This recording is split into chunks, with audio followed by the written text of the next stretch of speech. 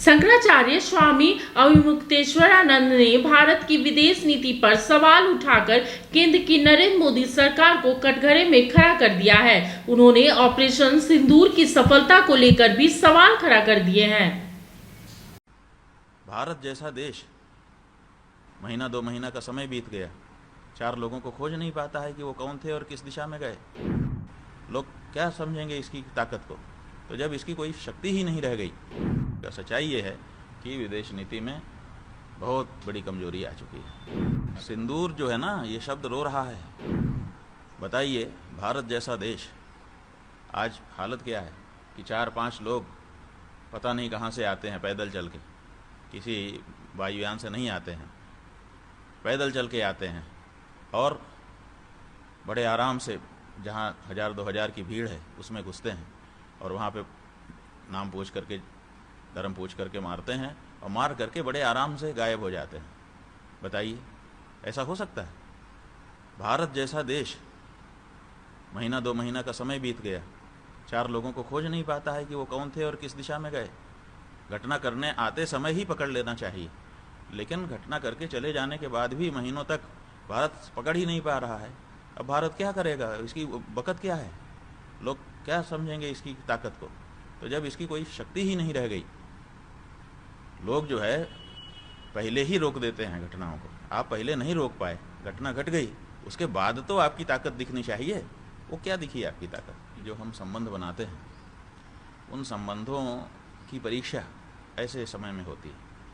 तो हमने जिनसे संबंध बनाए, परीक्षा का समय था, हमारे साथ खड़े लोग दिखाई देना चाहिए थे, वो नहीं दिखाई दिए। आप देखिए, मोदी जी ने इस बारे में लोगों को बड़ी आशा रखाई थी। इसलिए रखाई थी कि जब वो प्रधानमंत्री पहली बार बने थे तो उन्होंने जो भारत के चारों तरफ पड़ोसी देश हैं उन सबको बड़े आदर से, सम्मान से बुलाया था। एक एक व्यक्ति को बुला करके सबके साथ बैठक की थी। ऐसा लगा था कि भारत अब अपने पड़ोसियों के साथ एक बहुत बड़ी शक्ति बन जाएगा।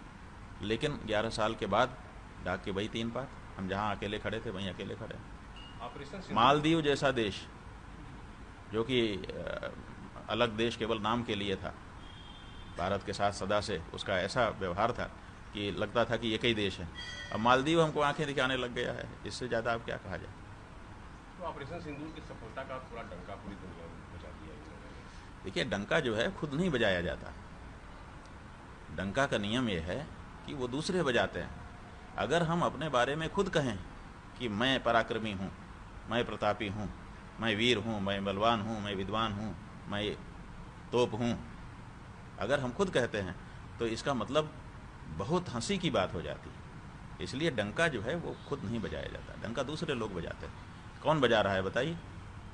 कोई बजा रहा हो तो बताइए। अमेरिका का राष्ट्रपति प्रेस कॉन्फ्रेंस में आपके लिए हंस देता है। डंका कहाँ बज रहा है? कौन आपकी प्रशंसा कर रहा है बताइए? पूरा विपक्ष तो गया था, पूरी दुनिया में बताया कि हम जीत गए पाकिस्तान। भाई ठीक है, विपक्ष जाए, कोई क्या करेगा? देश का जो भी नागरिक है जब विदेश में जाएगा तो ढकना ही मुदना चाहेगा ना।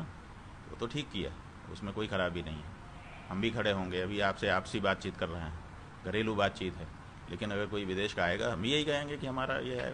भाई क्या करेंगे? तो चाहे पक्ष हो चाहे विपक्ष हो, विदेश में जाने के बाद तो हम परायापन नहीं दिखाएंगे ना अपनी सरकार से। लेकिन जो सच्चाई है वो क्या है, वो तो हमको देखना पड़ेगा। सच्चाई ये है कि विदेश नीति में बहुत बड़ी कमजोरी आ चुकी है। तो ऑपरेशन सिंदूर सफल है, असफल है? सिंदूर जो है ना, ये शब्द रो रहा है।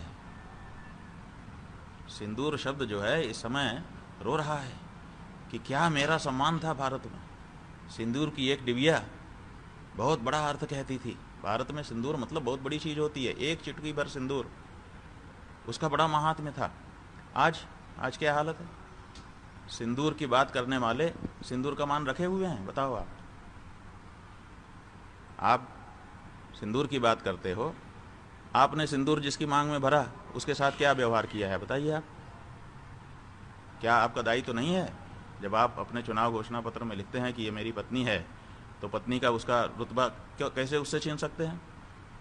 क्यों वो प्रधानमंत्री जी के भवन में नहीं है जबकि उसका हक है? तो आपने उसका हक क्यों मार रखा है? उसका हक था कि वो प्रधानमंत्री आवास में रहती। आप बात ना करते, आपकी नहीं पट रही थी, लेकिन आपकी विधिक रूप से पत्नी तो है, तो प्रधानमंत्री की पत्नी होने का जो भी उपलब्धि है, जो भी उसका बनता है, वो उससे क्यों वंचित रह गई? आप उसको अकेला छोड़े हुए हो। इधर मुरारी बापू आए हैं, वो मानो सिंदूर कथा कह रहे हैं, सिंदूर शब्द का उपयोग कर रहे हैं, और जिसके बाग में सिंदूर भरा था अभी 3 दिन हुआ उसको मरे।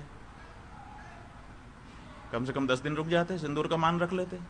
तो जो लोग सिंदूर का मान नहीं रख पा रहे हैं, वही सिंदूर की बात कर रहे हैं, जिसके कारण सिंदूर शब्द इस समय बेचारा धराशायी है और तड़प रहा है कि ये मेरे साथ क्या हो रहा है।